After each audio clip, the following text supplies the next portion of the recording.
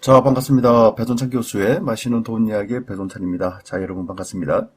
2020년과 2021년도 부동산 시장의 한때 이 단어가 유행이었죠. 바로 패닉 바잉이었죠. 특히 20대, 30대 분들의 지금 아니면 아파트를 못 산다. 뭐 영끌이 됐든 B2가 됐든 무조건 내 집 마련을 앞당겨야 된다. 그리고 무조건 아파트가 됐든 빌라가 됐든 사둬야 된다라는 그러한 부동산 시장의 분위기였다라고 말씀드릴 수가 있다는 겁니다. 그런데 말입니다. 주택의 매매 가격과 주택의 전세 가격을 한국부동산원의 2020년 1월 이후에 월간 데이터를 살펴보면요. 전국 주택 매매 거래량 및 가격 지수 변동률입니다. 요 밑에 보시면 2020년 1월 달부터 2021년 12월 달까지의 거래량과 변동률인데, 그런데 작년 하반기부터 가격지수 변동률이 이렇게 떨어지고 있다는 겁니다. 그리고 회색 막대 그래프가 주택에 대한 거래량인데, 전국적으로 주택 거래량 또한 이처럼 떨어지고 있다는 거죠. 수도권 주택 매매 거래량 및 가격지수 변동률인데요. 이것 또한 마찬가지죠.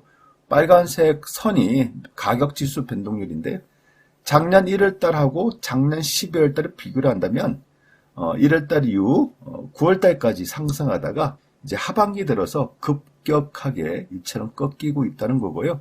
회색 막대 그래프 또한 주택 매매 거래량이 수도권도 이처럼 거래량이 줄어들고 있다는 겁니다. 서울의 주택 매매 거래량 및 가격지수 변동률인데요. 이것 또한 마찬가지죠. 가격지수 변동률이 작년 하반기 이후 급격하게 하락하고 있고, 주택 매매 거래량 또한 이처럼 뚝뚝 떨어지고 있다는 겁니다. 또한 지방의 주택 매매 거래량 및 가격지수 변동률인데요. 지방 또한 마찬가지죠. 지방 또한 가격지수 변동률이 작년 하반기 이후 좀 뚝 떨어지고 있고, 거래량 또한 주택 매매 거래량 또한 이처럼 떨어지고 있다는 겁니다. 따라서 이러한 그래프를 놓고 본다면 서울이든 지방이든 간에 모든 분야에서 좀 다 꺾이고 있는 그러한 모양이 나타나고 있다는 거예요. 여기에 최근 1년간 전국 아파트 매매 전세 가격 지수 변동률 추이를 놓고 보더라도 마찬가지죠. 작년 11월부터 이처럼 꺾이기 시작하여 작년 12월 달 거의 상승폭이 다 축소되었다는 거죠. 시도별 아파트 매매 가격 지수 변동률을 또 살펴보면 세종은 마이너스 0.28, 대구광역시도 마이너스 0.06, 그리고 대전까지도 이제 마이너스 0.03으로 하락으로 전환되었다는 겁니다. 그리고 조만간에는요, 서울과 경기도 현재 0.02%인데요. 그렇죠? 예.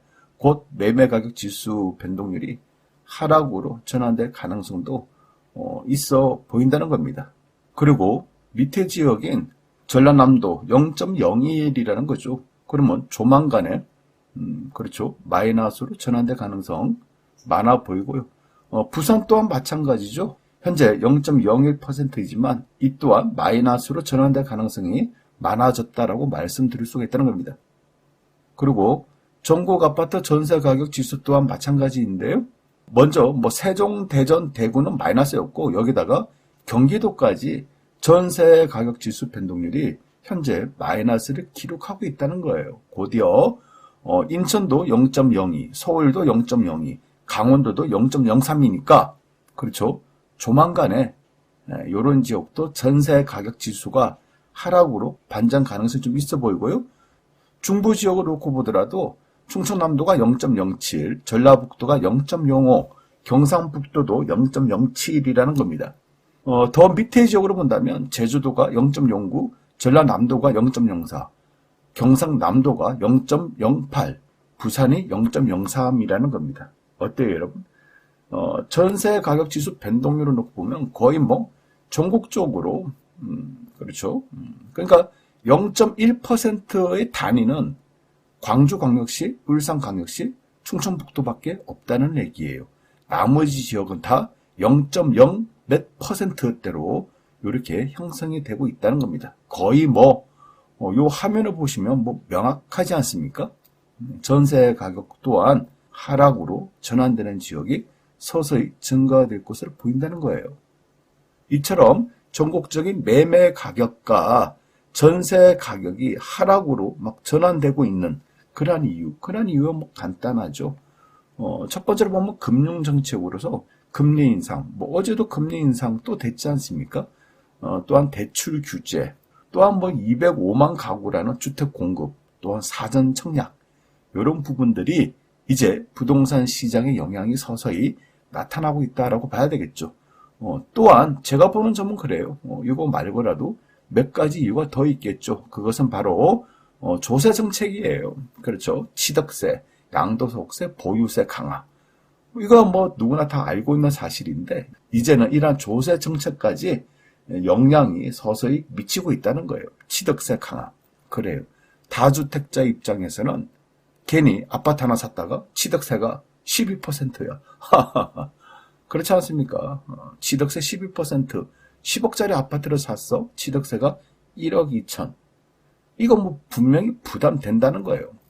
5억짜리 아파트를 샀는데 취득세가 12%, 대략적으로 6천만 원 돈이다. 이거는 부담이 될 수밖에 없다는 얘기예요. 양도소득세, 그렇죠? 추가과세, 중과세, 1가구 2주택은 플러스 20%, 1가구 3주택 이상자는 플러스 30% 추가가 되니 집을 사기가 힘들어졌다는 거예요. 매수세가 그만큼 줄어들었다라고 말씀드릴 수가 있겠죠.